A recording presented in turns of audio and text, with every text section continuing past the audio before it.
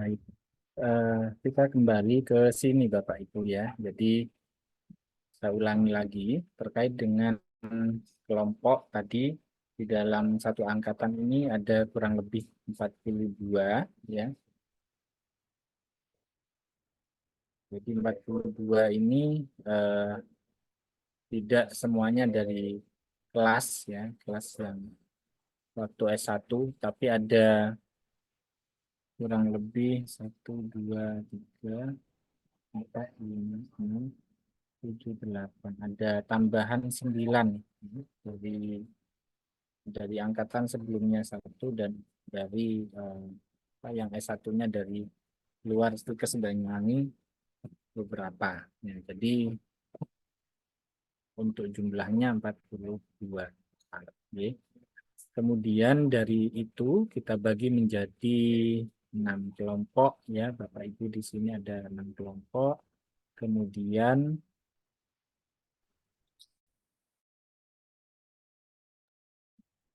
setiap mahasiswa ya, setiap Bapak Ibu di sini memiliki tugas ya, yang mana di dalam kelompok ini bervariasi ya. Jadi di dalam kelompok ini bervariasi nantinya yang jelas mewakili dari 10 departemen ya, mewakili 10 fase.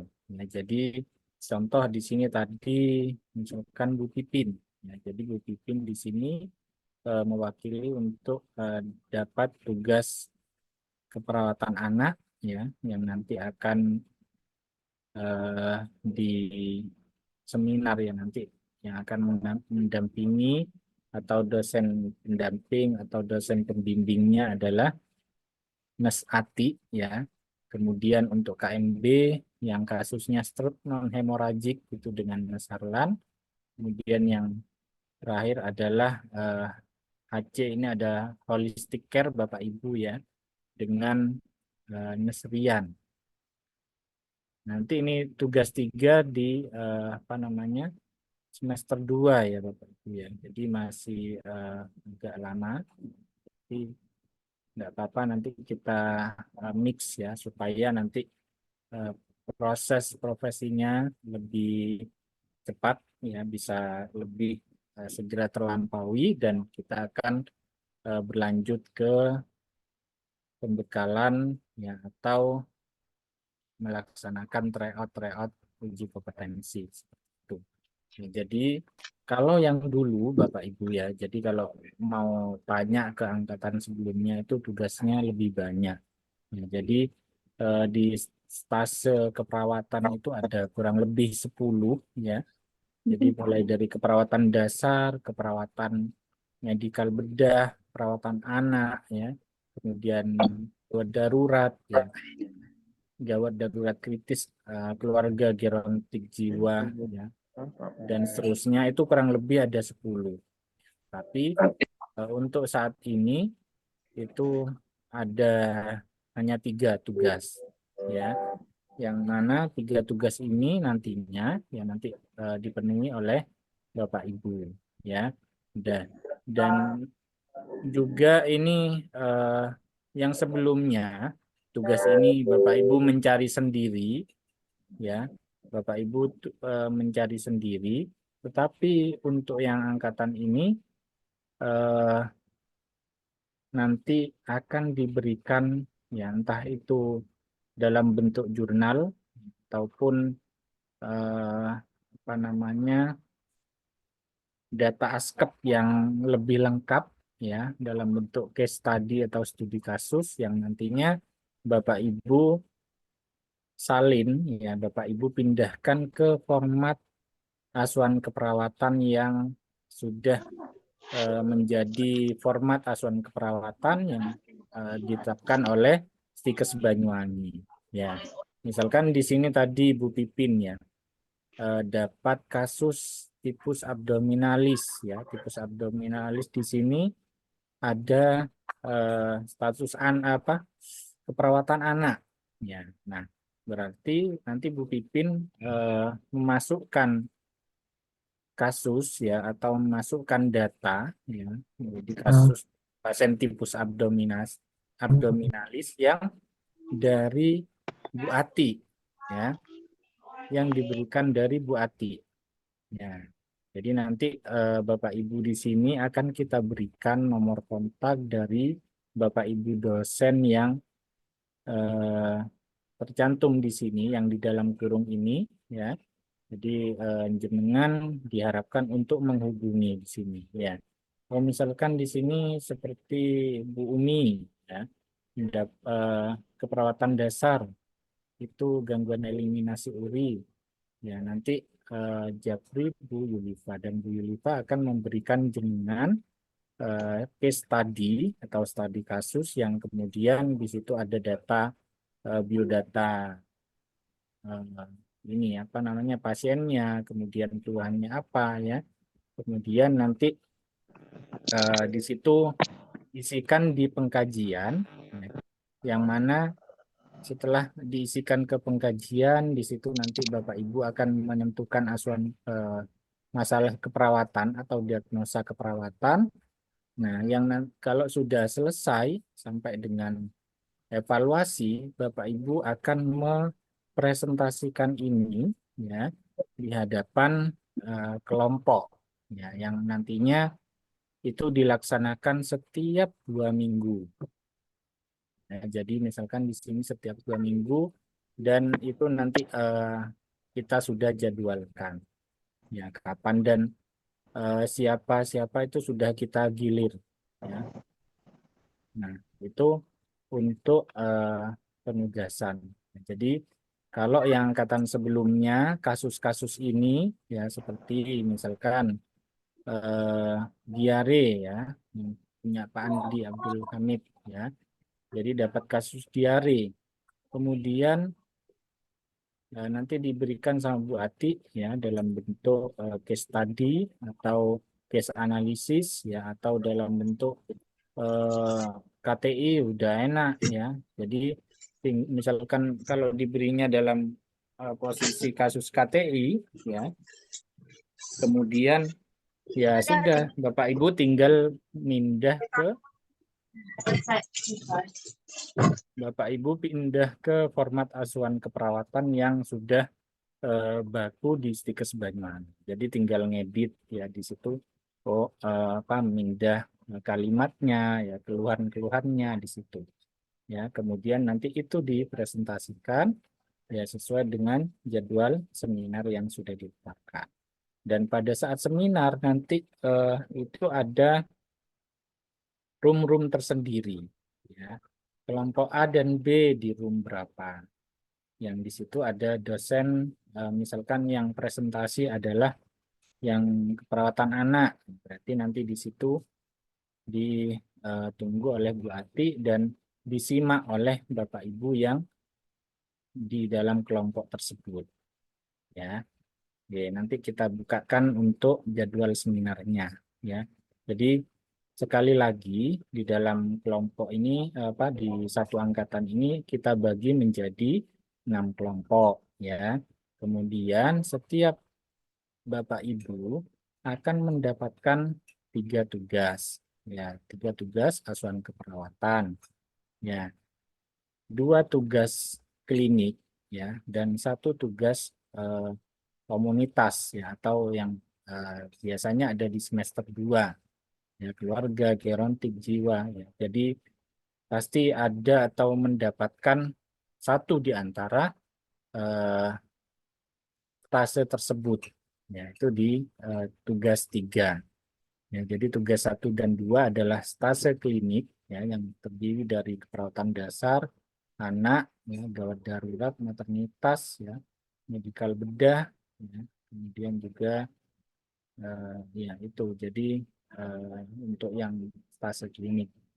Kemudian yang stase semester 2 itu atau kita sebut sebagai tugas 3 itu juga Bapak Ibu hanya mendapatkan salah satu dari beberapa stase tersebut ya. Jadi ini nanti kita kirimkan dalam bentuk PDF ya. Pak, formatnya gimana? Nah, karena kita dalam proses ya Bapak Ibu ya. Jadi nanti ke depan ya, nanti setelah pembekalan umum ini akan ada pembekalan format-format ya. Nanti medical bedah dengan Pak Harlan, kemudian nanti setelahnya lagi dengan Bu Rani ya, keperawatan anak ya.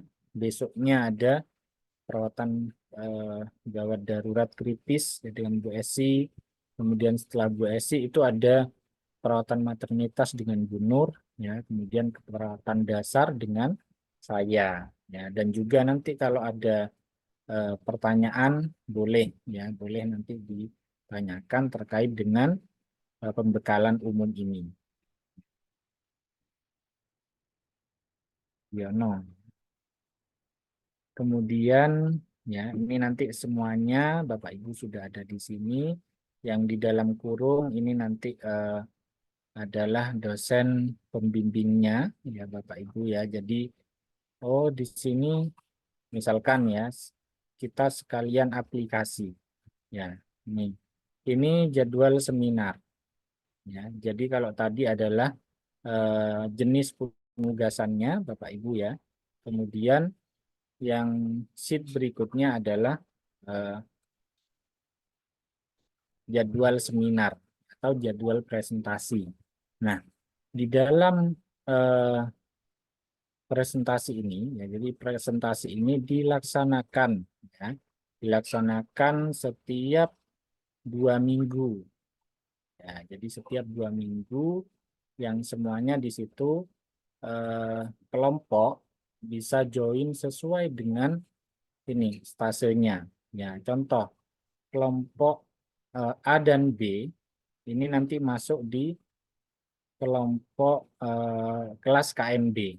Ya, di jadwal seminar di sini masuk di kelompok A dan B masuk di stase KMB. Jadi di room KMB. Ya. Nah, siapa yang seminar? Nah, yang seminar adalah ini, ya, yang dengan Pak Harlan. Ya. Kelompok A, siapa kelompok A? Nah, eh, Pak Anggi, ya. Kemudian yang kedua adalah Bu Dewi, yang ketiga adalah Bu Pipin. Ya. Kemudian siapa lagi dari kelompok B perwakilannya yang presentasi? Ya ini Pak David, ya. Kemudian eh, Pak Ferry Fadli, ya. Kemudian Bu Jum Salis Rundo. Ya. Nah, nanti yang presentasi itu di KMB ini, ya, yang didampingi oleh Pak Harlan. Ya.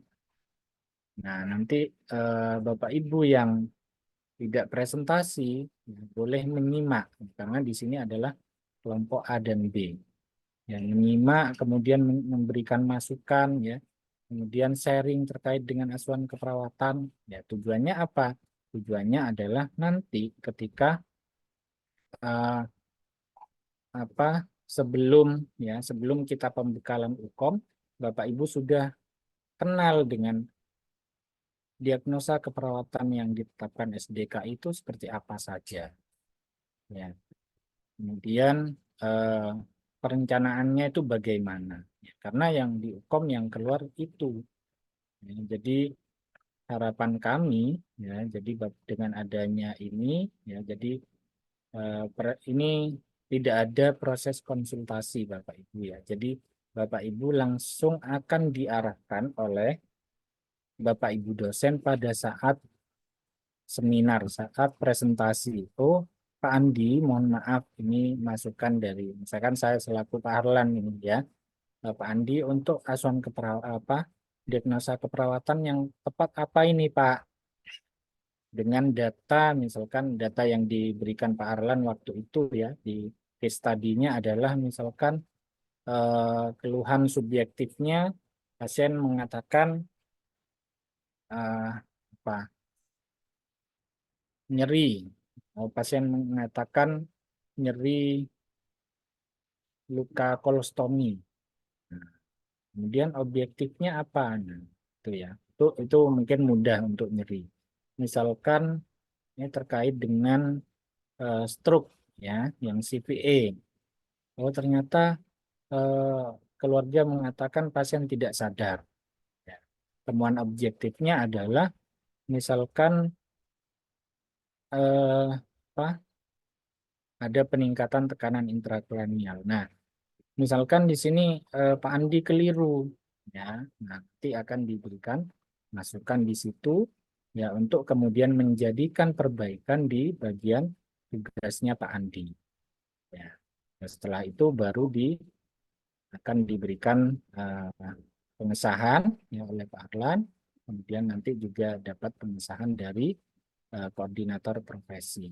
Kemudian baru diupload tuh di tugasnya diupload di eh, ada linknya khusus nanti, ya, nanti itu sebagai dokumentasi kami, ya. Jadi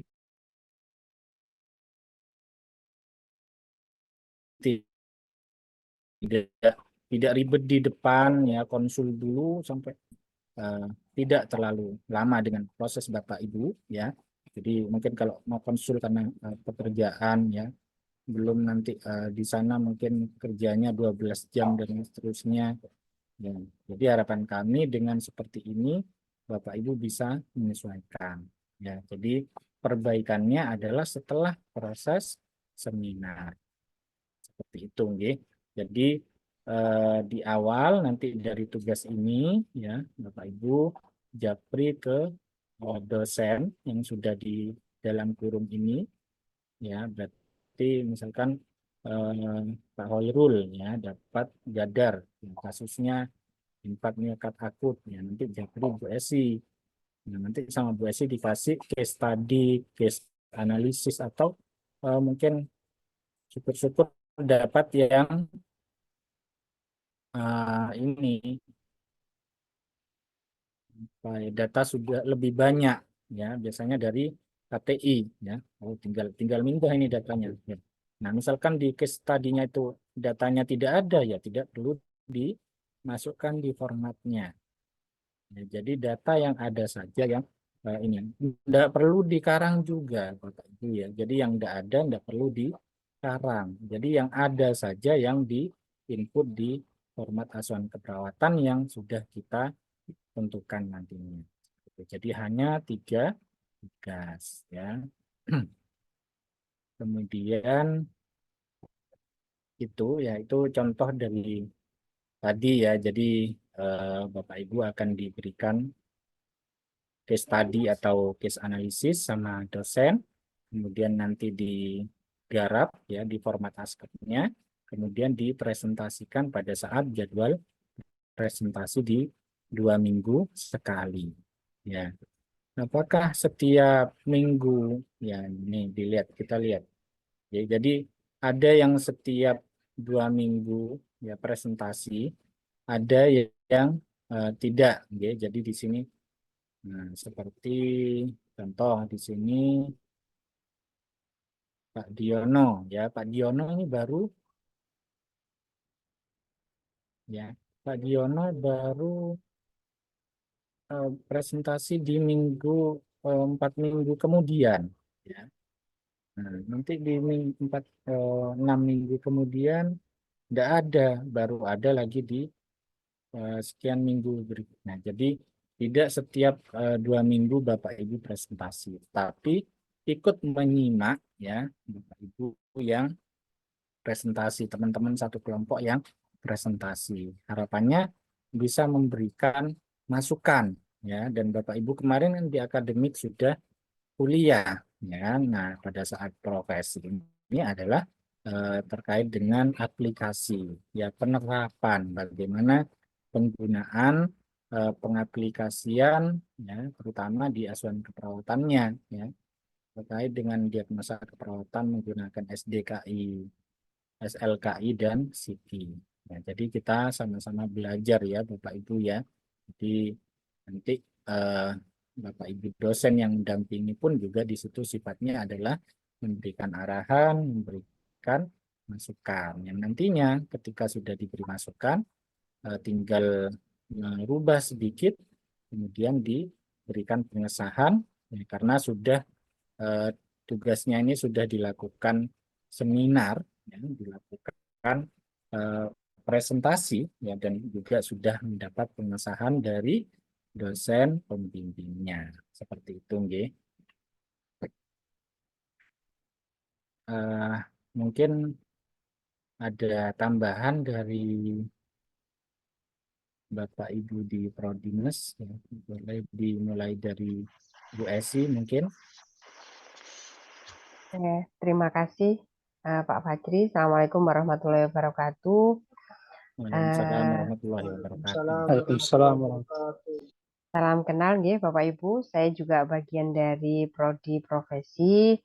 Bismillah, mudah-mudahan awal hari ini kita sosialisasi terkait dengan pelaksanaan eh, NES di semester genap 2022-2023-2024.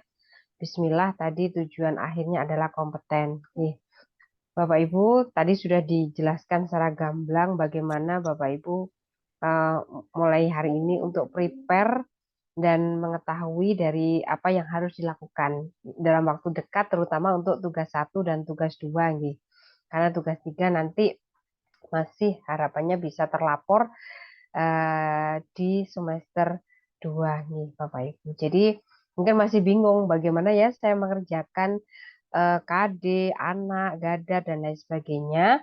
Eh, karena masih belum dapat pembekalan per stase. Jadi Bapak Ibu nanti segera dikirim soft copy dari format masing-masing stase yang nanti ketika ada hal yang belum jelas ketika Bapak Ibu dosen memberikan pembekalan, Bapak Ibu langsung bisa konfirmasi apa sih yang dimaksud di format tersebut supaya nanti tidak mengalami kesulitan ketika harus memasukkan kasus atau askepnya ke format sesuai dengan tasenya.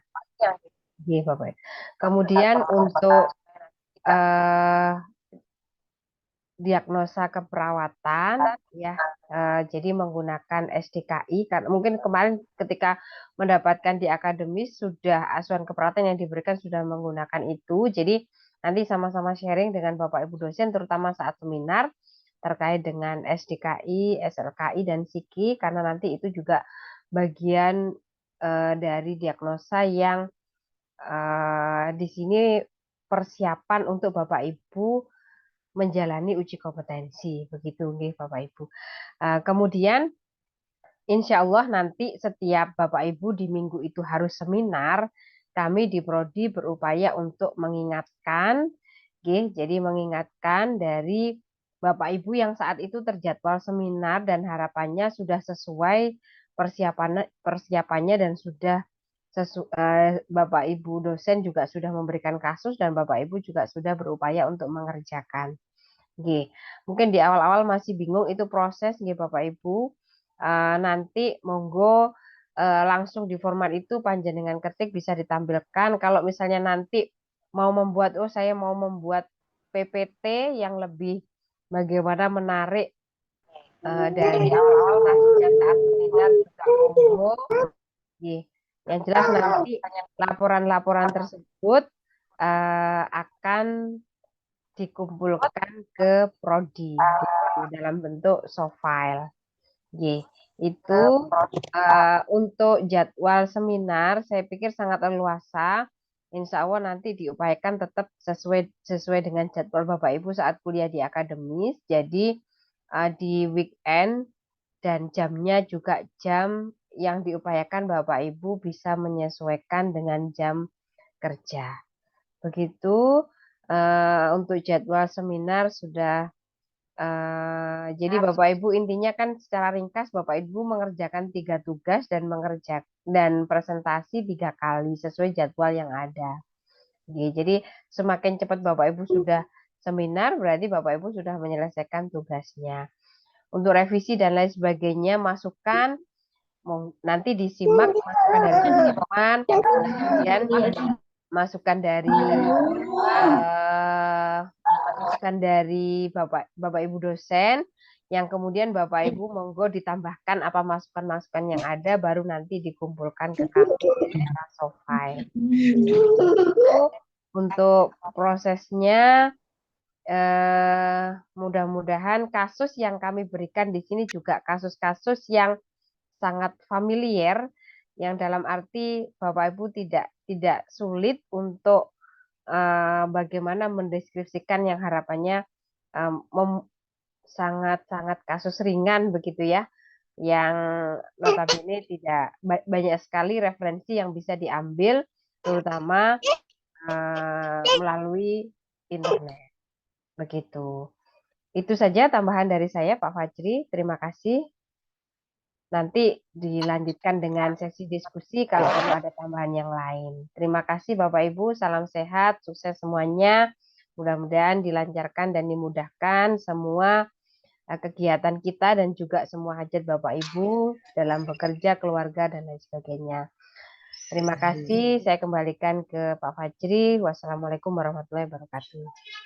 Waalaikumsalam warahmatullahi wabarakatuh. Oke, terima kasih Bu Esi atas tambahannya. Mungkin ada tambahan juga dari Pak Harlan.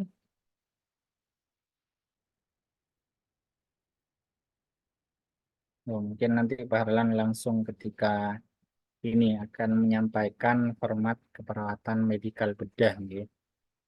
Ya, baik. Dari penjelasan kami tadi, mungkin ada sedikit pertanyaan dulu Bapak Ibu sebelum dilanjut ke format yang harus disalin ya. Jadi contoh di sini ya, yang dapat KMB ada Pak Andi ya, dengan fraktur. Nanti Alan akan memberikan ini case study ataupun case analisis ya ke Pak Andi yang harus nanti disalinkan yang misalkan data-datanya terkait misalkan di situ ada pemeriksaan sistem kardiovaskuler. Nah, apa yang didapat dari case study-nya itu atau case analisisnya, kemudian nantinya di copy, di paste ke formatnya seperti itu. Ya, mungkin ada pertanyaan terlebih dahulu dari Bapak Ibu sebelum berlanjut ke format-format, atau Pak masih bingung, masih nunggu formatnya dulu. Boleh nanti besok tanyanya besok Pak setelah formatnya selesai semua. Ya, nanti saya di akhir di besok ya, jadi di kloter terakhir saya lagi perawatan dasar. Boleh nanti Bapak Ibu menanyakan di situ. Oke. Bapak Diono nih ya. Monggo Pak Diono mungkin mau bertanya. Iya, iya itu Pak. Kenapa punya saya itu untuk presentasi 2 kali?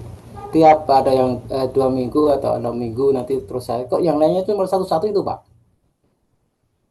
Oh, semuanya dapat banyak Pak. Pak. Dapat 3 kali Dapat Pak.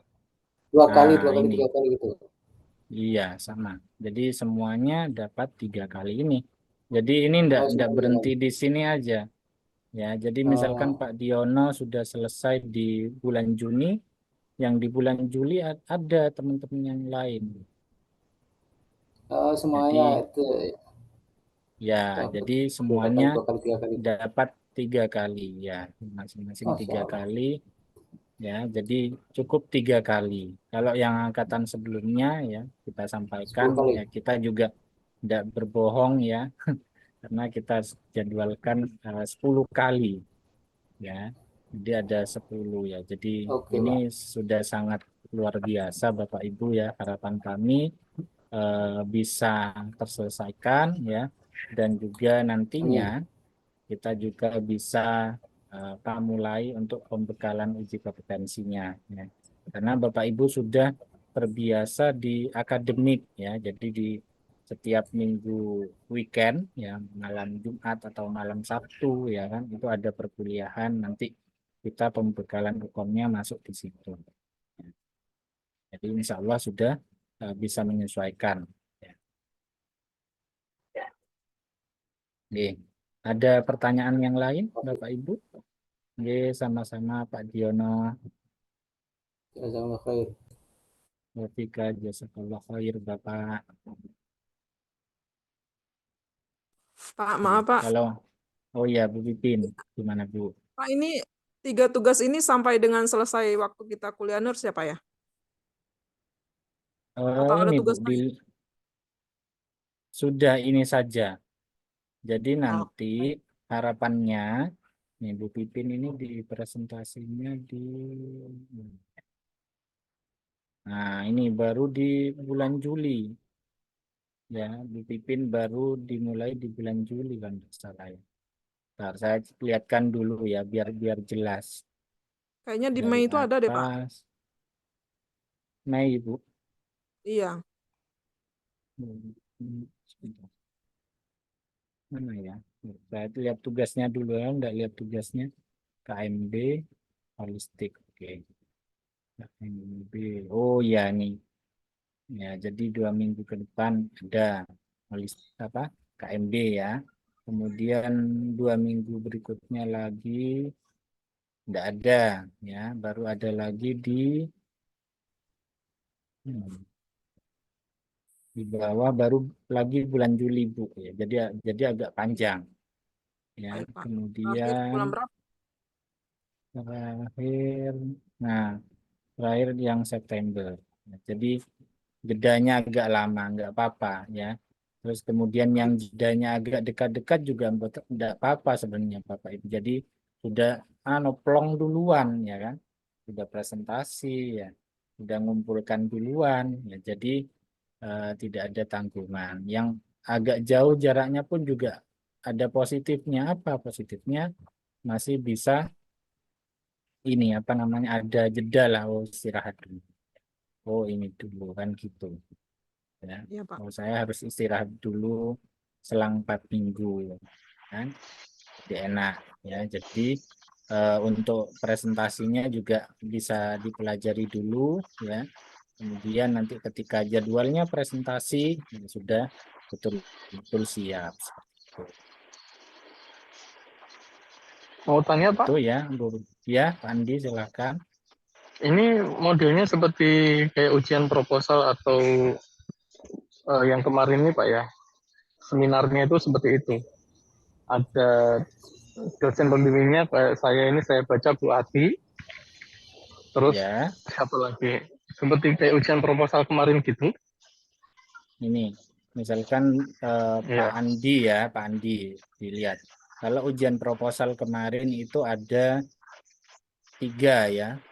Ujian iya, skripsi, ujian proposal itu ada 3. Tapi untuk yang ini, mana Pak Andi ya?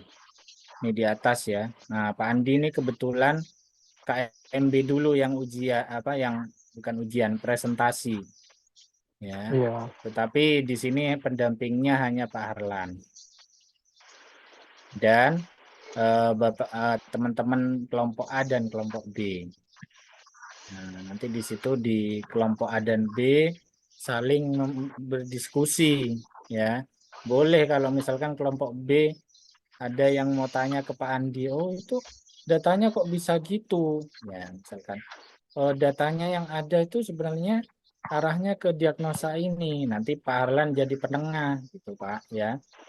Nah, jadi ini fungsinya ya. Jadi bukan ujian yang sifatnya satu arah ya, tetapi juga ini apa namanya harapannya ada discuss dari teman-teman yang lain. Gitu. Dan Ada ininya teman-teman nggak Pak? pun Apa namanya? Ada apa sih namanya? Eh, apa itu Pak? sebagai contoh susunannya itu umpamanya kayak pendahuluan dulu, pengertian, patofisiologi kayak gitu, Iya, iya, atau iya. Iya, memang seperti itu tugas. Ya nanti itu akan dibagikan dulu gitu kan ya? ya itu nanti di apa akan Penyusunannya aja. disampaikan ya Oh nanti gitu. akan disampaikan oleh dosen tiap ini Pak, tiap apa fase ya. Ini tiap fase ini kan diawali Pak Harlan. Pak Harlan format askepnya seperti apa ya. Kemudian yang berikutnya yang keperawatan anak nanti setelah Pak Harlan seperti apa. Nanti kita simak dulu ya Pak Andi ya. Oke, Seperti saya itu Pak. menambahkan Oh aja iya iya. mungkin, oke. Ini sebagai contoh saya KMB ya. Iya Pak Untuk Andi. KMB Oke. itu penyakitnya apa? Saya lihat diare itu. KMB penyakitnya apa Pak? Nah ini nih. Ada spesifikasi kasusnya. bisa dilihat Oh, ini di depan narasumber. Bapak. Nah, Oh ya. iya ya. Dia tiap Ya nanti ini dibagikan Pak, penting banget ini. nah, iya ini nanti kita bagikan setelah kita sosialisasikan ini, nanti kita langsung bagikan Iya, dalam bentuk PDF Bapak Ibu, ya. iya. Terima Gitu, kasih Pak. nggih. Iya, sama-sama Pak Andi. Nggih, gimana Bu Esi? J. Nanti lebih ke arah diskusi ya. Saya nambahkan aja Pak Andi. Jadi lebih ke arah diskusi dari kasus yang nanti diserahkan diberikan oleh Bapak Ibu dosen pendamping ya, bukan penguji, tidak ada dosen yang lain. Jadi dosennya satu. Nah, itu lebih ke arah diskusi, kemudian kasus. Nggih. Kalau misalnya Bapak Ibu mau bikin Ya, studi PPT kasus. atau bagaimana, monggo. Nanti itu monggo mahasiswa mau memodifikasi bagaimana, monggo. Yang penting nanti untuk kasus yang diberikan itu dikerjakan di format yang diberikan Bapak Ibu yang akan dimulai dari pembekalan stase KMB habis ini yang diberikan oleh Pak Harlan. Yang kemudian ada stase-stase yang lain, semuanya pasti juga akan diberikan pembekalan begitu. Iya, terima kasih Bu.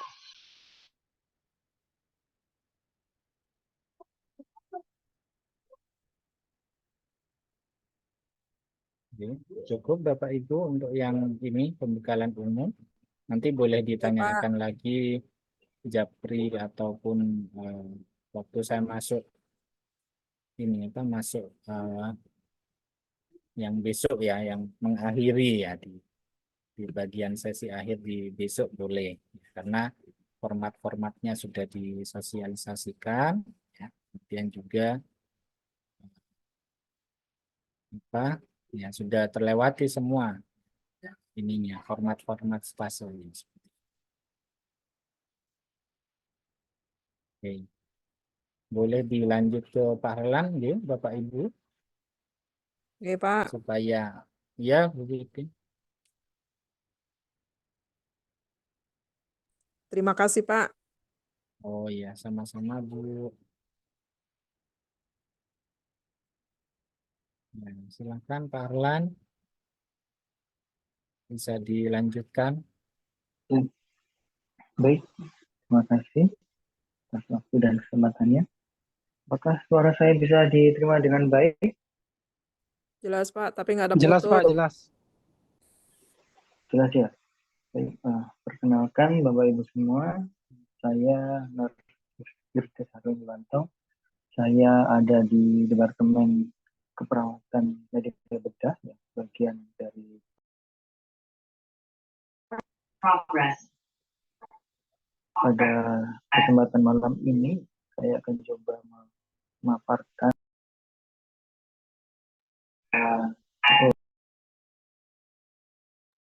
dari keperawatan medika bedah.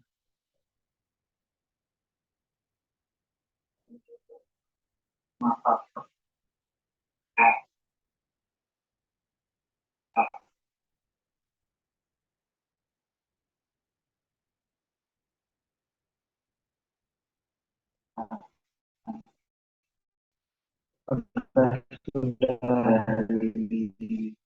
Sudah terlihat apa yang saya share.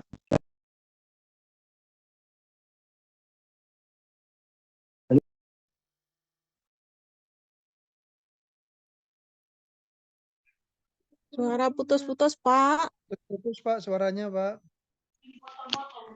Suaranya jatuh bangun, Pak. Oke. Recording in progress. Kecil tuh gambarnya Pak. Gimana? Mantul, Pak. Oke. Kalau sekarang? Mantap. Oke, baik.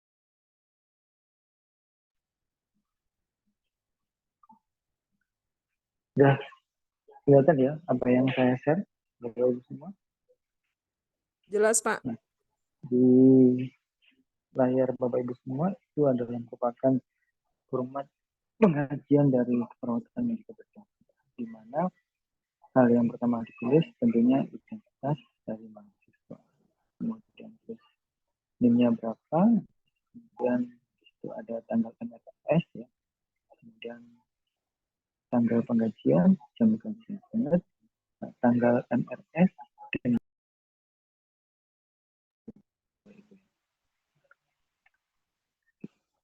kemudian ada identitas dari klien, akan dituliskan nama, umur, dan seterusnya. Kemudian ada biodata penanggung jawab. Setelah identitas terkaji, kemudian rekan-rekan semua harus menuliskan keluhan utama. Di mana keluhan utama ini keluhan yang didapat pada saat klien ini bertemu dengan rekan-rekan. Jadi pada saat pengkajian, bukan pada saat masuk ke rumah sakit. Setelah keluhan utama terkaji, kemudian ada riwayat penyakit sekarang, di mana ini ditulis kenapa klien ini kok sampai berada di ruang rawat ini. Di keperawatan medikal bedah ini adalah setting rawat ini. Jadi bukan KMDC klien ketika ada di IGD ataupun ada di ruang yang lain. Jadi ruang rawat ini. Nah, dan setelah RPS di situ ada riwayat penyakit dahulu.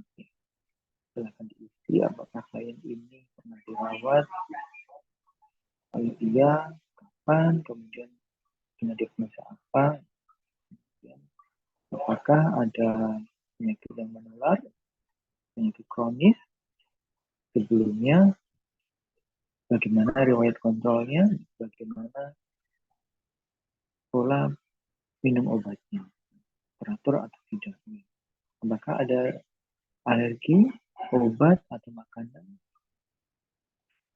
dan apakah klien ini ada riwayat operasi sebelumnya, kalau iya kapan, jenis operasinya itu apa, dan apabila ada data yang sekiranya itu penting tapi kok tidak ada di form pengkajian tentang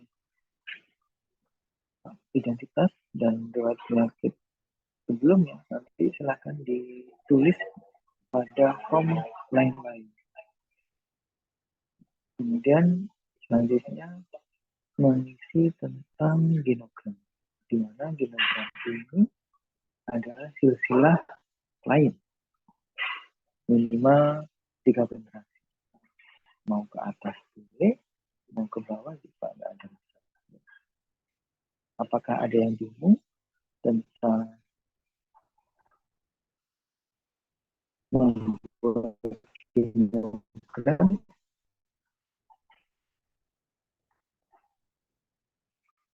Halo, cek. Suaranya putus-putus, Pak. Itu terus lagi. Ya. Oke, Pak. Oke. Nanti bisa diulang Bapak Ibu. Saya share di YouTube, insya Allah. Kemudian kita lanjut ya. Tentang berikutnya adalah perilaku yang pengaruh kesehatan, di mana ini ada alkohol, apakah klien ini merokok, bagaimana olahraganya dan seterusnya. Kemudian yang berikutnya adalah observasi tanda-tanda vital dan militan fisik, di mana itu ada pulse, RR, dan seterusnya. Kemudian kalau ini penyakit yang berhubungan dengan nyeri, tingkat nyerinya ini berapa? Kemudian tentang kesadaran, apakah ini sadar, komprehensif, aktif, somnolen, dan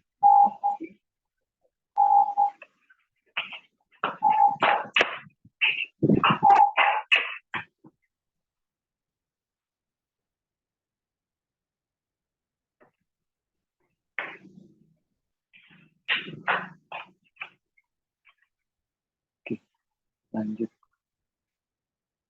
Setelah dari tanda-tanda vital, kita masuk ke dalam sistem pernafasan. Di sana ada RR, kemudian kalau klien ini mengeluhkan tentang batuk, batuknya bagaimana?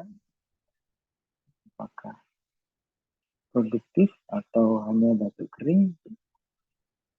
Kemudian terkait dengan anamnesis bentuk dada, bagaimana bentuk dadanya, apakah normal chest, barrel chest, pigeon chest, dan seterusnya. Apakah ada otot bantu pernafasan, apakah pernafasan klien ini menggunakan cuping hidung, dan seterusnya. Nanti silakan diisi. Riwayat penggunaan BSD, kalau iya, jenisnya bagaimana. Kemudian gimana caranya. Kemudian dilanjutkan tentang sistem kardiovaskular, silakan bisa dibaca, ditelaah kembali Bapak Ibu. Kemudian sistem pernafasan. Di dalam sistem pernafasan ada namanya penilaian.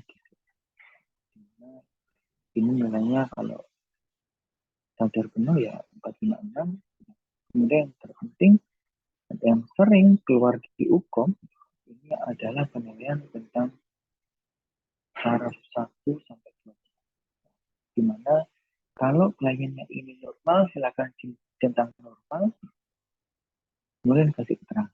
Dalam mengisi keterangan, bukan hanya klien normal. Klien dapat melihat dengan normal.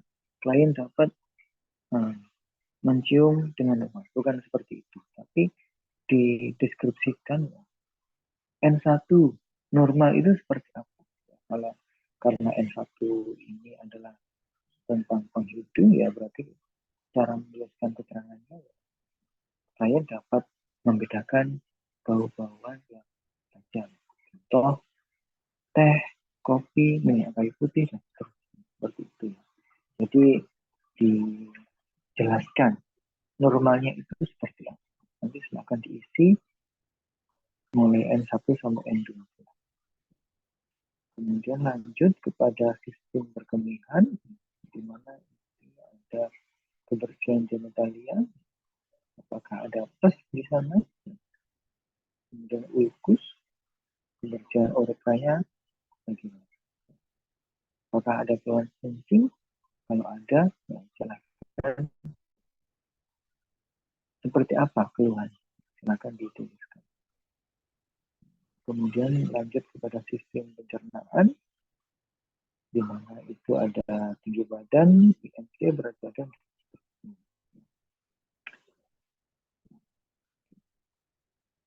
Lanjut kepada sistem penglihatan, silakan dikaji terutama terkait dengan situs, palpebra, konjungtivanya seperti apa, kornea, dan sebagainya. Kalau mungkin ada keluhan nyeri, ya silakan dituliskan PKNSD-nya seperti apa. Rekan-rekan semua, kalau ada keluhan nyeri, pastikan data PKNSD-nya ini terkaji semua. Jangan hanya keluhan nyeri, iya, tapi PKNSD-nya kemudian lanjut kepada sistem pendengaran di sinistra maupun dextranya, bagaimana kondisinya, apakah ada keluhan nyeri, ada ya, data PKSD-nya harus. Kemudian terkait dengan sistem muskuloskeletal, di mana ini mengkaji tentang pergerakan sendi, apakah bebas atau terbatas. Kemudian nilai dari kekuatan ototnya seperti apa. Kalau bisa berjalan, bisa aktivitas normal, ya berarti nilainya maksimal 555. Kalau mungkin ada kelainan ekstremitas, seperti apa kelainan? Apakah ada kelainan tulang belakang? Kemudian tentang risiko jatuh, silakan dikaji.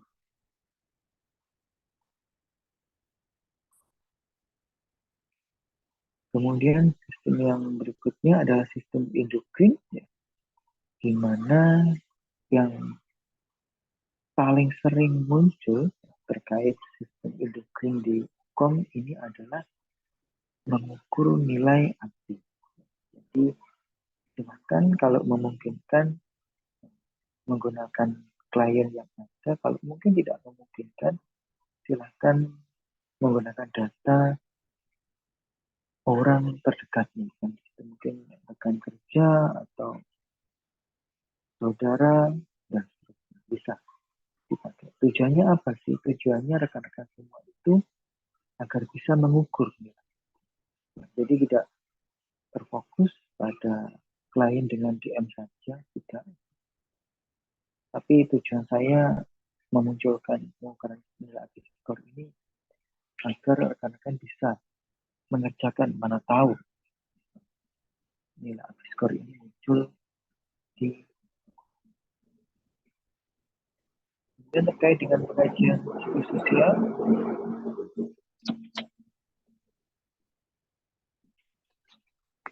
terkait dengan persepsi klien terhadap penyakitnya seperti apa, ekspresi klien terhadap penyakitnya, apakah murung, gelisah, tegang, dan seterusnya. Kemudian personal hygiene dan kebiasaan, mandinya berapa kali, mencuci rambutnya berapa kali, dan seterusnya. Akan diisi. Kalau sudah diisi semua, apabila ada pemeriksaan penunjang, mungkin ada scan, ronsen, kaki, dan sebagainya. Kemudian terkait dengan penata laksana anaknya, ya, silakan diisi terkait dengan obat-obat yang sudah diberikan pada saat pengkajian, dapat obat apa. Kemudian setelah pengajian selesai, kita lanjut kepada analisa. Di mana di analisa data ini, data-data yang dikaji di pengajian tadi itu menunjang dari masalah. Misalnya, kalau kita mau ngangkat tentang nyeri, baik akut maupun kronis, ya berarti data yang menunjang itu harus ada PCRC. Contohnya seperti itu. Jadi jangan mengangkat masalah keperawatan tentang nyeri, tapi datanya bicara tentang SpO2, kemudian asam basa, ya, nggak nyambung. Masalahnya nyeri, tapi data yang muncul tentang kekuatan otot, ya, kemudian asam basa, nilai pH, kan itu nggak nyambung. Seperti itu contohnya.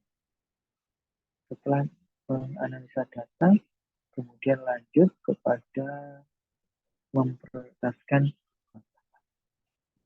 di mana cara yang paling mudah dalam memprioritaskan masalah ini menggunakan piramida kebutuhan dasar manusia versi Abraham Maslow. Jadi silakan dibuka kembali materinya tadi ya. Itu paling mudah menurut Abraham. Jadi rekan-rekan semua tahu, oh ini nyeri ini ternyata tidak prioritas, karena yang paling prioritas ada pernapasan. Oh, resiko infeksi ini tidak prioritas, ini bisa dikerjakan terakhir ya, karena diagnosanya tidak faktual. Jadi jangan sampai kita mengangkat diagnosa resiko ditaruh di nomor satu. Ya. Kalau nomor satu kan berarti artinya prioritas yang dikerjakan. Seperti itu ya. Diagnosa resiko itu harus diletakkan di paling akhir. Kita kerjakan dulu yang diagnosa faktual. Kemudian setelah memprioritaskan masalah, kita lanjut kepada rencana intervensi. Ya. Ini silakan dilihat SDKI-nya, karena kita menggunakan SDKI mungkin di luar negeri tidak ada SDKI. Saya yakin itu karena SDKI itu hanya ada di Indonesia saja. Nanti silakan dibuka aplikasi SDKI-nya, kemudian SLKI-nya seperti apa, dan kemudian CV-nya itu bagaimana. Ini nanti silakan dibuka aplikasi. Saya tidak menyarankan menggunakan buku karena tidak memungkinkan. Yang paling mudah adalah menggunakan aplikasi. Aplikasi SDKI, SLKI, CV itu banyak di Play Store. Nanti silakan di-download ya. Jadi tidak perlu menghafal, cukup dibaca saja. Ini diagnosa gangguan pola nafas, apa ini SLKI? Nanti silakan dibaca aplikasi. Saya tidak menyarankan juga untuk mencari SLKI di Google. Karena di Google itu semua informasi ada. Mau salah, mau benar, semuanya ada. Tapi rekan-rekan kan masih belum bisa membedakan. Ini kira-kira betul enggak ya SLKI-nya untuk diagnosa gangguan perfusi. Makanya kalau yang valid, yang pasti benar ya dari aplikasi itu. Ya. Kemudian setelah rencana intervensi, kita lanjut pada implementasi dan evaluasi. Di mana ini evaluasi dari intervensi yang sudah kita kerjakan atau lakukan menggunakan SOAP. Mana ada data S itu berasal dari subjek, apa yang menjadi keluhan utama klien, kemudian O adalah data observasi pengukuran yang kita lakukan, kemudian data A, analyze, ini didapat dari rencana intervensi dari SLKP. Kemudian yang terakhir adalah P, rencana kita ke depannya seperti apa. Seperti itu ya. Selesai penjelasan dari format pengajian keperawatan medical bedah. Ada yang perlu didiskusikan terkait format pengajian KMB?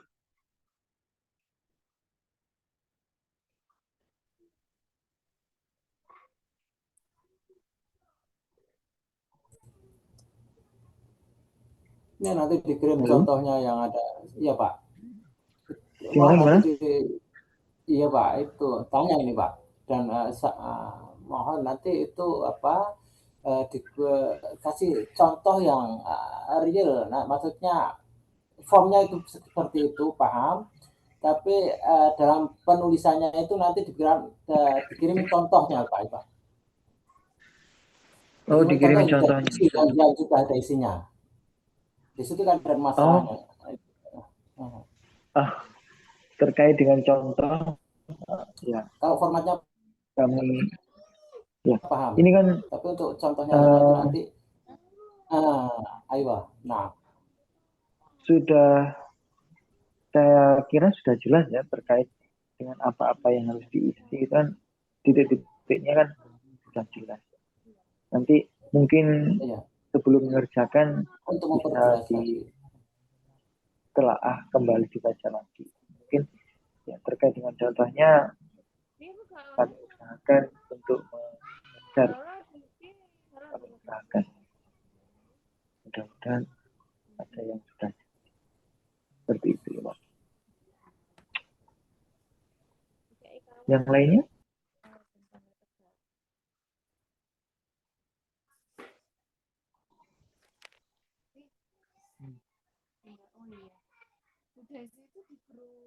Pak, izin bertanya Pak. Ya. Untuk yang aplikasi SLKI, SDKI-nya mohon nanti di-share ya Pak ya. Oh ya, oke. Ya. Makasih ya Pak. Ya, sama.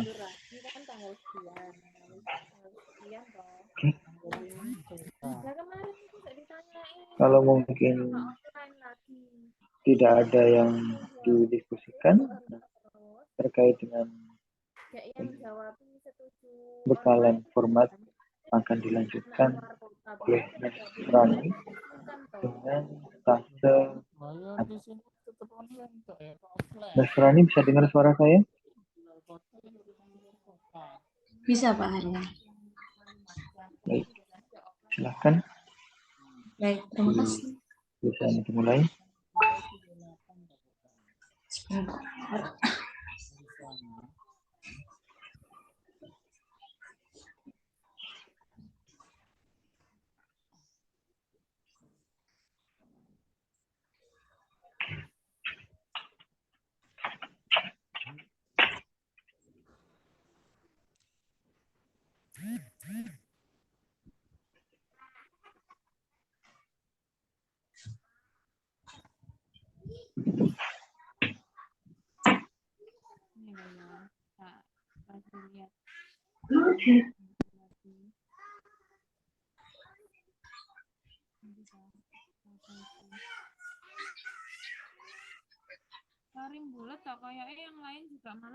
Assalamualaikum warahmatullahi wabarakatuh. Selamat malam, selamat sore Bapak Ibu semua yang ada di ruang Zoom.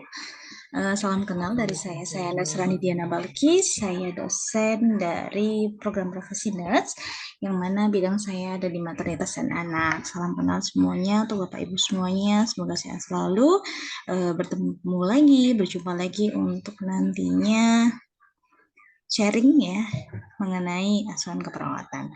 Baik, untuk yang pertama akan saya jelaskan adalah format pengkajian. Untuk yang keperawatan anak kita bagi menjadi dua. Oke. Untuk yang pertama saya akan menjelaskan tentang yang perinatologi ya, di mana format asuhan keperawatan untuk yang perinatologi ini digunakan untuk pasien-pasien yang dalam rentang usia 0 sampai dengan 28 hari. Itu saja. Selebihnya jika nanti ada usia bayi 3 bulan, 6 bulan, 9 bulan, maka menggunakan format asuhan keperawatan anak yang nantinya juga akan saya paparkan bagaimana atau apa saja yang nantinya akan Bapak Ibu dokumentasikan di dalamnya. Ya. Saya rasa untuk pengkajian, untuk biodata, saya rasa sama saja dengan format asuhan keperawatan yang lain. Penanggung jawab pun demikian juga. Kemudian ada keluhan utama.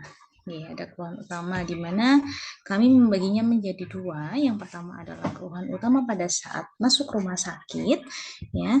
Yang kedua adalah keluhan utama pada saat pasien ini dikaji oleh Bapak Ibu semuanya.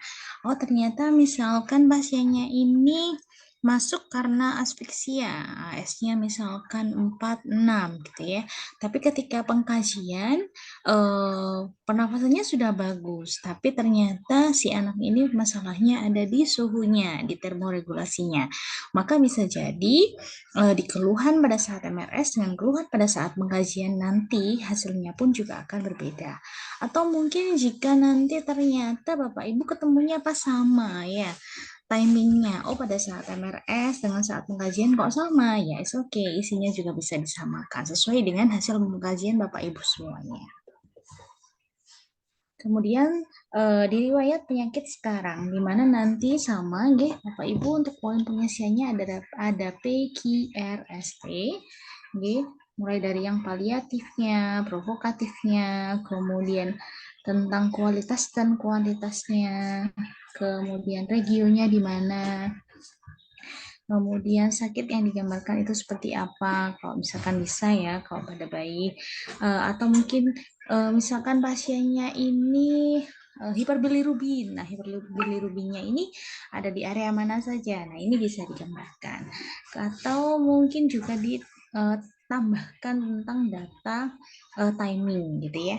Kalau misalkan pasiennya ini kok nangis terus ya, ada apa ini? Nah, Bapak Ibu bisa menggunakan screening NIPS ya, Neonatus Infant Pain Score, di mana ini bisa digunakan untuk menilai apakah neonatus ini berada pada kondisi nyeri atau tidak, seperti itu.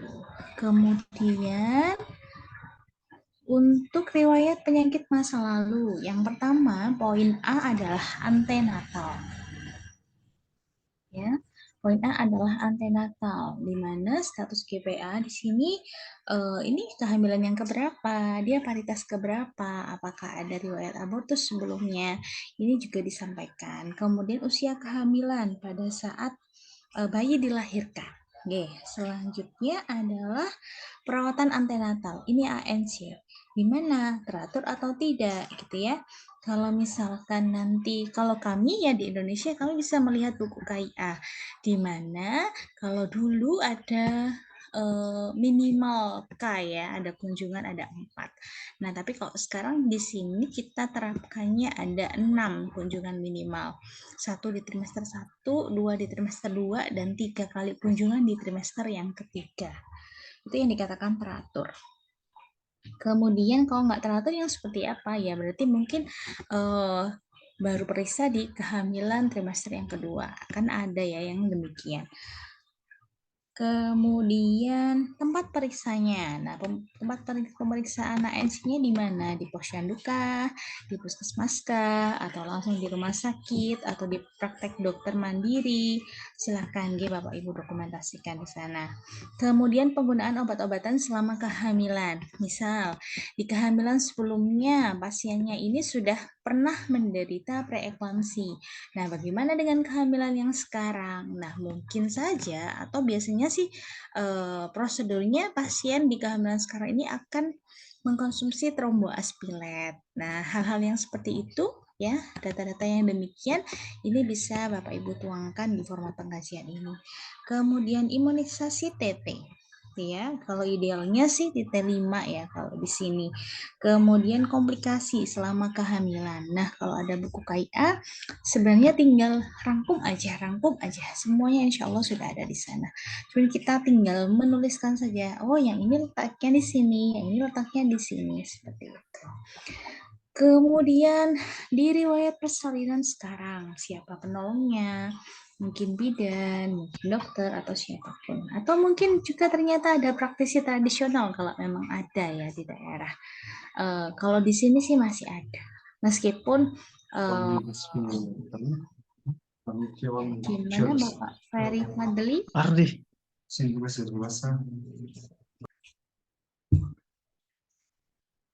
Baik, saya lanjutkan. Selanjutnya adalah tempat persalinan di mana? Apakah di rumah sakit, apakah di rumah bidan, ataukah di puskesmas. Kemudian jenis persalinan. Jenis yang di persalinan ini yang dimaksud adalah yang spontan, ya, yang per vaginam, atau dengan seksio. Kemudian air ketubannya di sini digambarkan jernihkah, keruhkah, atau kehijauan, dan lain sebagainya. Kemudian lama persalinan kala 2. Kalau di klinis sih biasanya kita bisa lihat partograf ya. Tapi kalau misalkan kita tidak bisa lihat partograf, biasanya ada dokumentasi dari tenaga medis lain ya selaku tenaga penolongnya bahwa kala 2-nya ini dimulai dari jam sekian ya, buka lengkap sampai jam sekian ini selesai. Nah, biasanya ada. Nanti ini berlangsungnya berapa menit ya. Kemudian keadaan tali pusatnya seperti apa? Segerkah? Atau bugarkah? Atau layu justru? Ya. Kemudian ini tentang ibunya. Sekarang tentang bayinya yang neonatus. Ya. Kita mulai mendokumentasikan di poin pertama adalah Apgar. Ya. Kemudian usia gestasinya, dia dapat resusitasi atau tidak. Kemudian ada pemberian O2, biasanya dapat meskipun 1 lpm per nasal kanul. Kemudian berat badan lahirnya berapa dan panjang lahirnya juga berapa sentimeter. Kemudian ada lingkar kepala dan lingkar dada. Kemudian ada juga ditambahkan data apakah ada kecacatan atau tidak. Oke, kalau memang iya, monggo disebutkan ada di mana letaknya. Selanjutnya adalah riwayat kesehatan keluarga, di mana diisi genogram ya. Ini merupakan prospeksi apabila ditemukan kondisi pada bayi baru lahir atau usia neonatus yang ada hubungannya dengan kondisi genetik di keluarga tersebut. Selanjutnya bagaimana juga dengan kesehatan keluarganya. Misalkan bayi saya Ya, ini makrosomia gitu ya. Bagaimana dengan kesehatan keluarga? Oh, ternyata si ibu memang punya DM sebelum hamil, atau justru DM-nya didapatkan pada saat si ibunya hamil. Jadi DM gestasional. Selanjutnya adalah riwayat psikososial orang tua. Mulai dari pengasuhnya siapa, ada dukungan sibling atau saudara kandung ya. Kemudian keterlibatan orang tua dalam proses kunjungan nanti, mulai dari ada 6 ya, berkunjung, ada kontak mata, ada menyentuh, PMK, berbicara, menggendong. Nah, Bapak Ibu semua tinggal mencantang saja yang mana yang merupakan hasil kajian. Selanjutnya adalah riwayat imunisasi.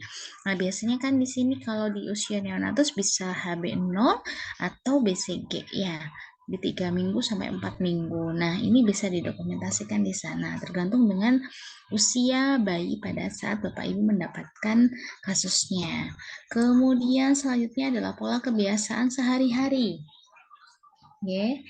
Nah, di sana ada mulai dari jenis ya, jenis minumannya. Oh, ASI kah?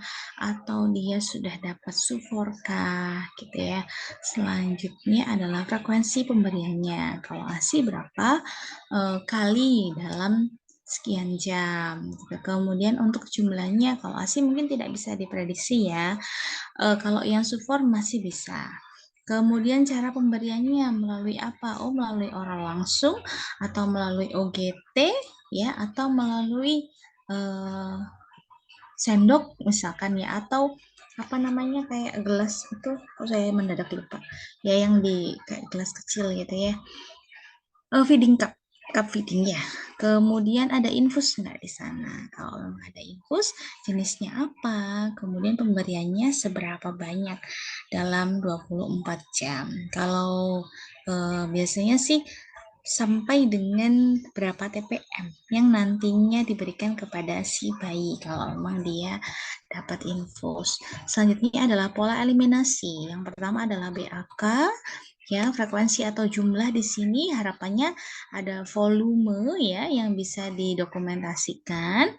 Kemudian ada warnanya, kemudian ada balance, ada juga di sana. Kemudian BAB, frekuensi, warna, dan konsistensi. Biasanya kalau 24 jam pertama kan yang hitam itu nggih. Nah, ini merupakan juga deteksi kalau misalkan ternyata BAB mekoniumnya itu kok belum keluar per 24 jam pertama kelahiran, berarti kita harus memikirkan ada apakah seperti itu. Ya, selanjutnya adalah pola istirahat dan tidur.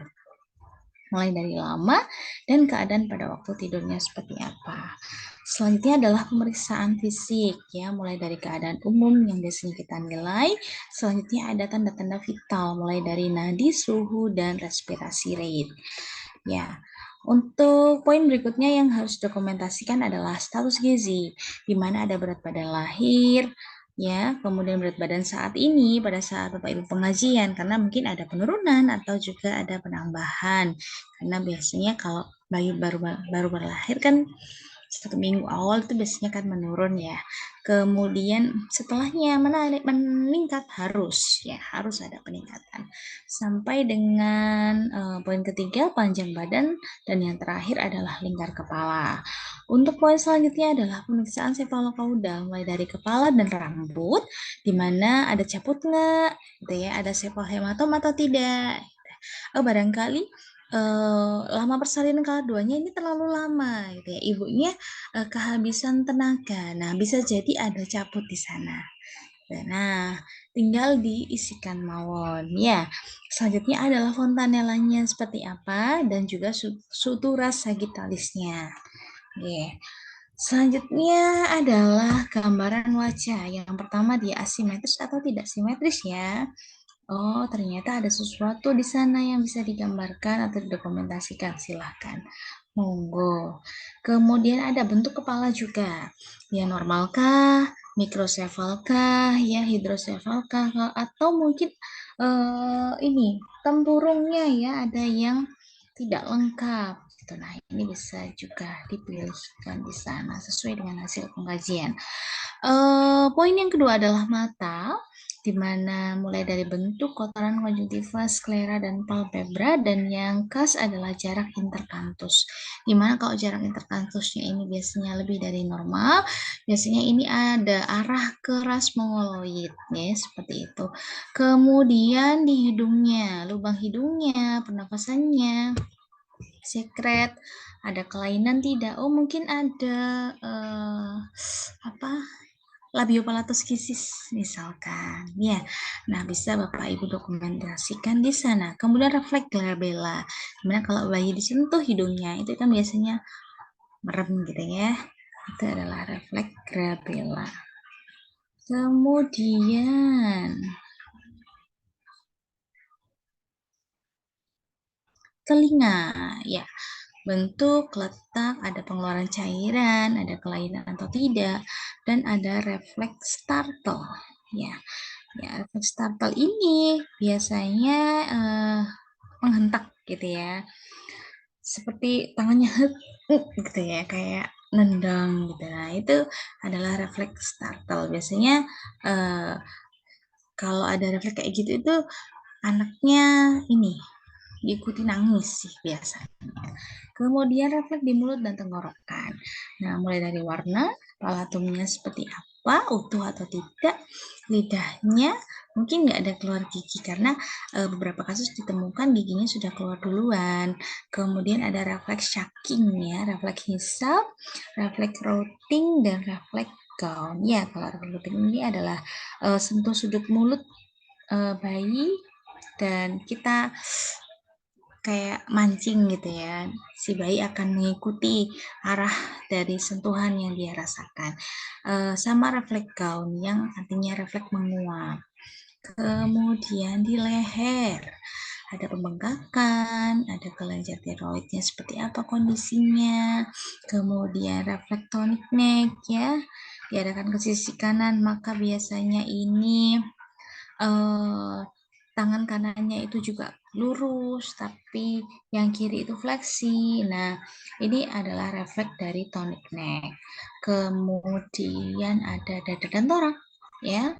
Saya rasa sama untuk dada dan torak seperti pengkajian yang lain, ya, inspeksi, palpasi, perkusi, dan auskultasi, dan nilainya pun juga sama. Namun yang khas pada bayi adalah down score, di mana kalau misalkan di awal ya di 1 dan 5 menit pertama usia bayi kita pakainya Apgar score, namun setelahnya kita bisa menilai status pernapasannya itu dengan menggunakan instrumen ini, down score, yang mana nanti interpretasinya juga ada 3. Kalau kurang dari 4 berarti dikatakan gangguan pernafasan ringan, 4-5 itu gangguan pernafasan sedang, dan kalau dia lebih dari 6 atau sama dengan 6, maka ini dikatakan gangguan pernafasan berat. Nah, harusnya sih ada pemeriksaan analisa gas darah yang dilakukan pada bayi tersebut. Kemudian pemeriksaan jantung juga sama isinya dengan yang ada di medical bedah. Untuk selanjutnya adalah di abdomen. Oke, di abdomen mulai dari bentuk, bagaimana kondisi tali pusatnya, ada perdarahan atau tidak, ada tanda-tanda infeksi atau tidak. Nah, apakah juga ditemukan ada hernia umbilikalis atau tidak. Oke. Bising ususnya juga, begitu juga dengan palpasi organ-organ yang ada di abdomen. Begitu juga dengan bagaimana bunyi ya dari abdomen ketika kita perkusi. Selanjutnya adalah ekstremitas. Untuk yang ekstremitas ada banyak ya, mulai dari refleks grasping, moro, menari. Kalau yang grasping ini berarti menggenggam gitu ya, kalau yang moro berarti ada rangsangan suara dan lain sebagainya. Nah, ini bisa Bapak Ibu dokumentasikan di sana. Kemudian ada akrosianosis atau tidak di jari-jarinya. Ya, kemudian tonus ototnya seperti apa, dia bugar atau tidak bugar. Kemudian genitalia, di mana kami sediakan untuk laki-laki dan perempuan. Kalau yang laki-laki ini ada lubang uretranya, gimana? Ya, normalkah di tengah, epispadia kah atau hipospadia? Kemudian bagaimana dengan testisnya? Sudah turun semua ya keduanya atau hanya satu? Karena biasanya sering sekali kita temukan kalau bayi-bayi yang prematur atau memang kadang tidak prematur pun testisnya hanya turun satu gitu ya. Kemudian lubang anusnya gimana? Ada atau tidak? Karena kalau tidak ada, berarti kita juga, oh ini loh atresia ani memang gitu. Kemudian untuk yang perempuan, kasnya adalah di labianya, di labia majoranya. Dia menutup atau tidak? Kalau dia menutup, berarti insya Allah dia sudah aterem ketika dilahirkan. Usianya 37 sampai dengan 40 minggu untuk gestasinya. Tapi kalau labia majoranya ternyata belum menutup, ya kemungkinan besar pasien ini dilahirkan sebelum usia 37 minggu atau preterm. Selanjutnya adalah keadaan punggung. Ya, yang pertama adalah spina bifida atau ada atau enggak atau refleks peres ya. Dilihat gitu kalau punggungnya disentuh. Kemudian di poin yang ke-12 ada integumen. Mulai dari warnanya seperti apa, selanjutnya ada sianosis atau tidak, dan kalau ada sianosis itu di mana ya lokasinya, kemudian ada kemerahan, tanda lahir, bagaimana turgornya, dan jika ada kelainan juga bisa disampaikan oleh Bapak Ibu semuanya. Selanjutnya adalah screening nyeri khusus untuk neonatus ya, pakai NIPS ya. Jadi kalau ada NIPS ini ada 6 ya yang dinilai. Mulai dari yang pertama adalah ekspresi wajah, tangisan, pola nafas, kemudian tangan, kaki, dan kesadaran. Jika skornya lebih dari 3, maka ini merupakan sebuah indikasi bahwa bayi tersebut sedang mengalami nyeri. Ya, itu saja mungkin untuk data-data yang dibutuhkan untuk asuhan keperawatan pada perinatologi. Selanjutnya ada pemeriksaan penunjang dan penata laksanaan. Untuk analisa datanya, insya Allah sama ya, pedomannya sudah disampaikan sedikit sama Pak Harlan. Data-data di sini sama di SDO sampai dengan nanti adanya masalah kita merujuknya pada SDKI ya. Itu saja mungkin yang bisa saya sampaikan untuk yang perinatologi. Mungkin ada yang didiskusikan, saya persilakan. Oke.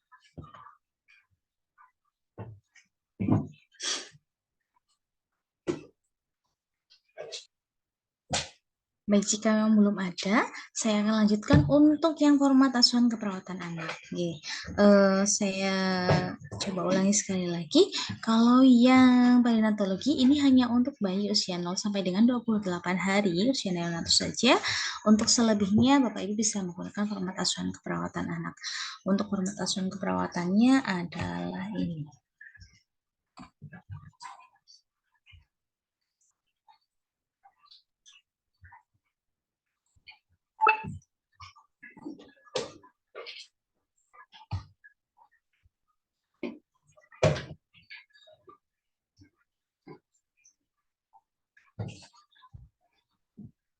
Baik, saya lanjutkan. Untuk yang kedua adalah format pengkajian untuk keperawatan anak, di mana ini bisa digunakan pada usia bayi 1 tahun sampai dengan kalau di WHO sih bilangnya 18 tahun ya. Kemudian sama nih Bapak Ibu, untuk awal kita akan mendokumentasikan biodata. Biodata dari klien, yang mana klien ini menjadi kelolaan kita di asuhan keperawatan. Selanjutnya ada juga biodata penanggung jawab. Selanjutnya sama dengan format di perinatologi tadi, ada keluhan pada saat MRS ya, dengan keluhan pada saat pengkajian. Oke, di mana isinya juga sama, ada riwayat penyakit sekarang, ada PGRST, dan ada juga riwayat penyakit dahulu, ya, atau masa lalu. Nah, kalau yang masa lalunya seperti apa, ya? Nah, mungkin kalau misalkan pasiennya ini masalahnya ada di pernapasan, bagaimana dengan Bagaimana dengan penyakit-penyakit pernafasan yang dulunya pernah diderita? Apakah sudah tertangani dengan baik? Kemudian bagaimana proses pengobatan sebelumnya dan lain sebagainya, ini bisa disampaikan di sana. Kemudian riwayat imunisasi dasar. Nah, kalau di sini ini yang saya masukkan hanya yang dasar-dasar saja, mulai dari HB, BCG, polio, DPT, IPV sampai dengan campak. Nah, kalau misalkan kalau di Indonesia ini lagi kemarin ya beberapa bulan yang lalu lagi gencar banget ada supin polio gitu ya. Nah, boleh nih dimasukkan pendokumentasiannya di imunisasi tambahan atau di booster. Kemudian untuk riwayat kesehatan keluarga. Nah, ini juga sama Bapak Ibu. Bila mana ada kondisi penyakit yang diderita oleh anak, nah ini juga dihubungkan dengan bagaimana sakit yang diderita oleh keluarga. Selanjutnya ada riwayat perkembangan. Nah, kalau riwayat perkembangan kami biasanya menggunakan KPSP ya, kuesioner pra-screening perkembangan, di mana ini digunakan sampai dengan usia anak 6 tahun ya atau 72 bulan. Ya. Nanti masing-masing KPSP sudah ada rentang usianya sendiri-sendiri. Nah, tinggal menyesuaikan Bapak Ibu punya pasiennya itu di usia berapa. Oke. Kalau di usianya misalkan 1,5 tahun, maka silakan menggunakan KPSP yang di usia 18 bulan. Nah, sekedar informasi, kalau yang di KPSP di bawah usia 1 tahun, maka perkembangannya 3 bulan sekali. 3, 6, 9, 12. Tapi kalau di atas 1 tahun, okay, itu peningkatannya per 6 bulan. Jadi 12, 18, 24, begitu seterusnya. Oke. Bila gitu ya, bila anaknya kok dikatakan misalkan ini hampir 3 tahun atau ini hampir 2 tahun gitu ya, maka jangan menggunakan KPSP yang 24 bulan Bapak Ibu. Jangan, karena khawatirnya hasil screeningnya dia nanti isinya tidak semua. Nah, nanti khawatirnya hasil screening riwayat perkembangannya ini jadinya jelek. Oke. Nah, bicara tentang KPSP, maka ada 4 item yang di screening di sana. Mulai dari motorik halus, kasar, bahasa atau komunikasi, dan yang terakhir adalah adaptasi sosial. Di mana masing-masing KPSP ini punya 9 atau 10 item pertanyaan. Oke, 9 atau 10 item pertanyaan. Nah, kalau nilainya 9 atau 10, berarti dia sesuai perkembangannya.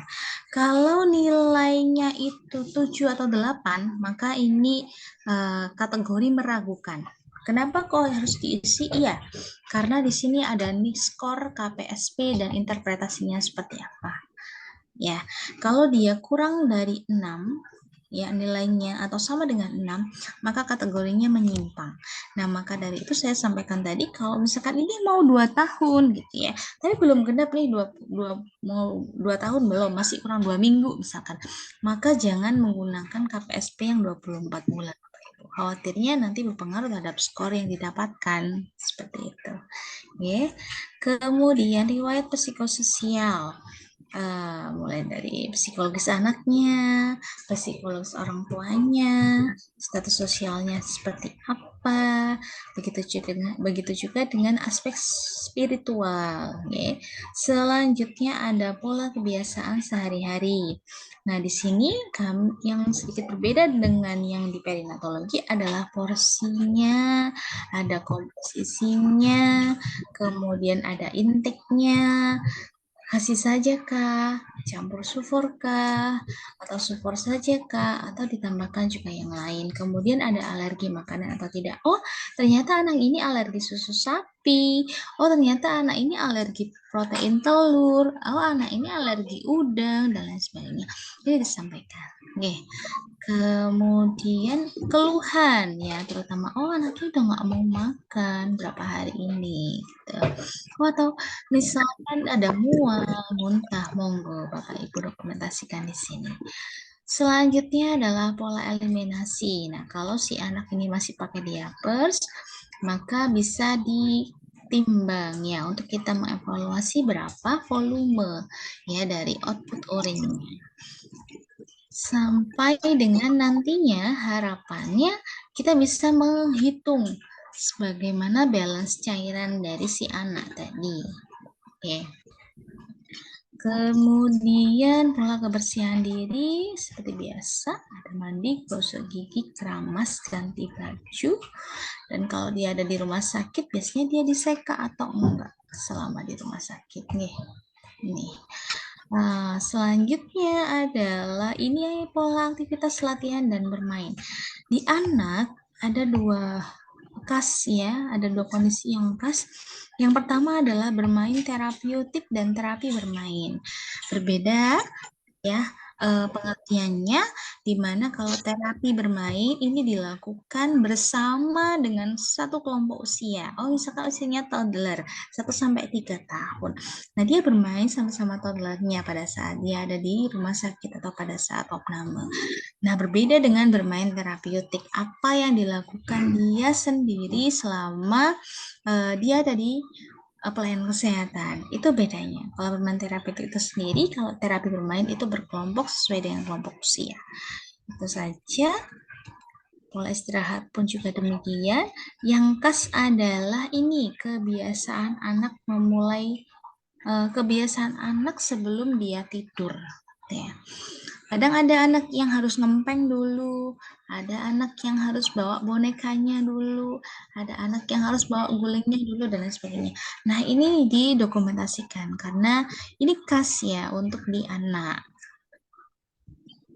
Kemudian pemeriksaan fisik. Selanjutnya ya, ada keadaan sakit, tanda-tanda vital. Nah, yang menjadi penciri ini adalah BB, ya BB sebelum sakit, kemudian BB saat sakit, sampai dengan interpretasi status gizi. Nah, ini Bapak Ibu bisa melihat di tabel ya, tabel Z-score. Nah, itu dia termasuk di mana? Dia ada di minus 1 standar deviasi, misalkan.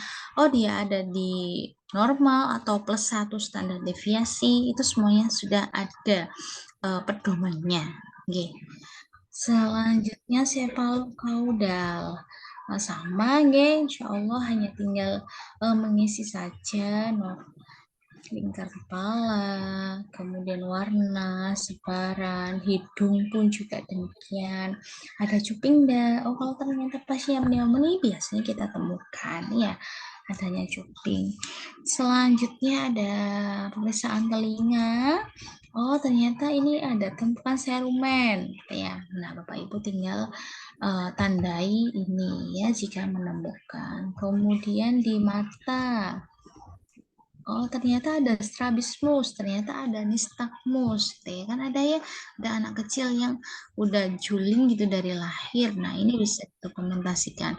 Kemudian mulut, gigi, lidah, tonsil, dan faring, saya rasa juga sama.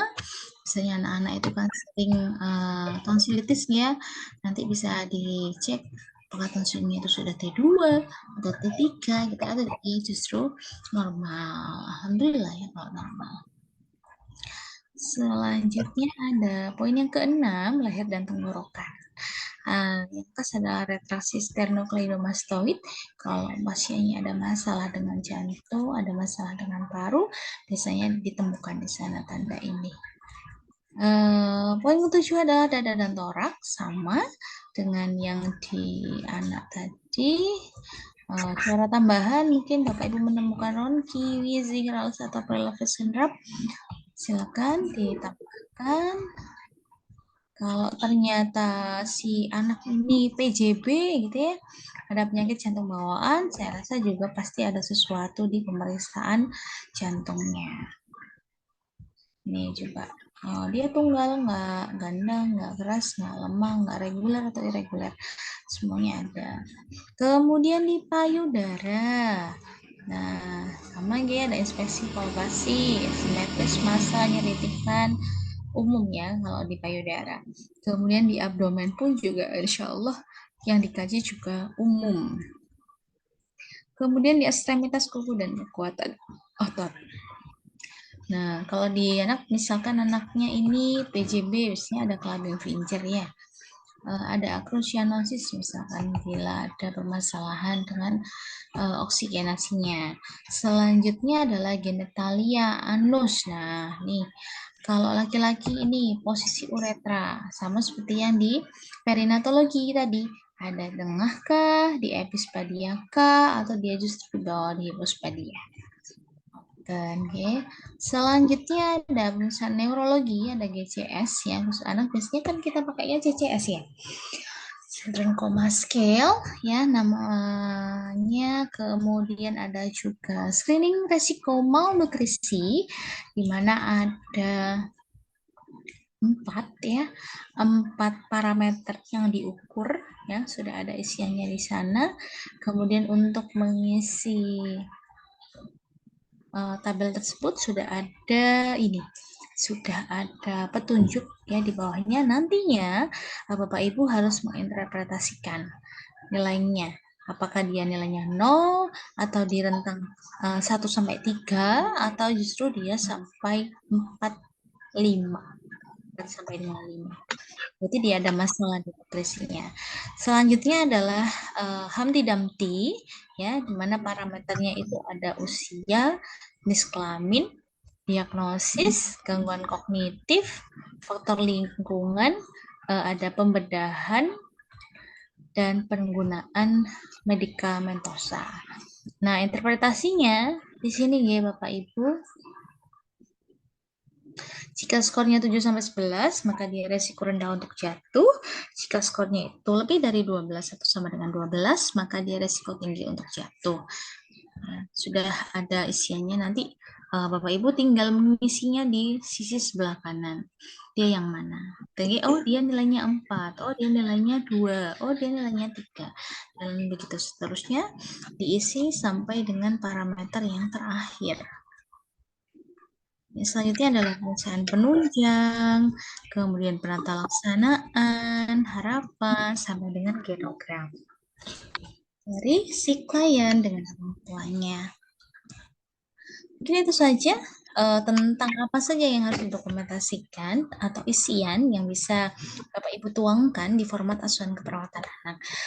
Mungkin ada yang disampaikan, saya persilakan.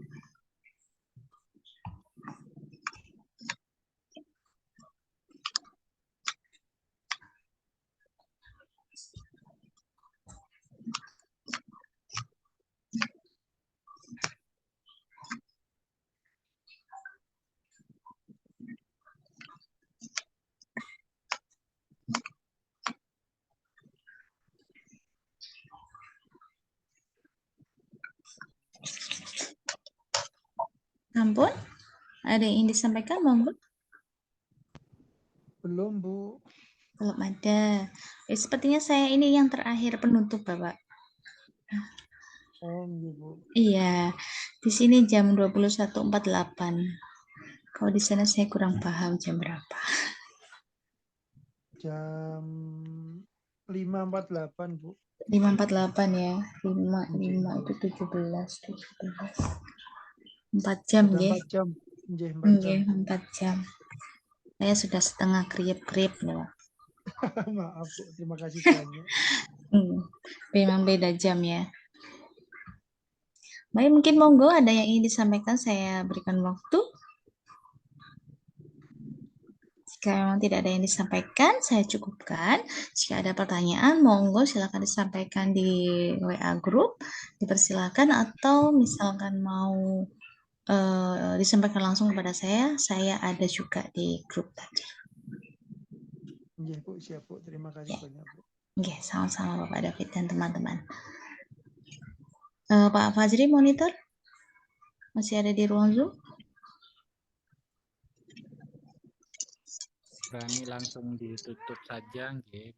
Baik, terima kasih, Pak. Baik, Karena sudah diizinkan oleh Pak Fajri untuk ditutup, maka saya mewakili teman-teman prodi yang bersilaturahmi pada Bapak Ibu sekalian pada malam hari ini mengucapkan mohon maaf bila mana ada yang kurang berkenan, dan terima kasih sudah meluangkan waktunya untuk sharing tentang format asuhan keperawatan dan bagaimana proses profesi yang nantinya akan kita jalankan bersama. Saya cukupkan dari saya. Kurang lebihnya saya mohon maaf. Sekali lagi, Assalamualaikum warahmatullahi wabarakatuh. Terima kasih. Waalaikumsalam warahmatullahi wabarakatuh.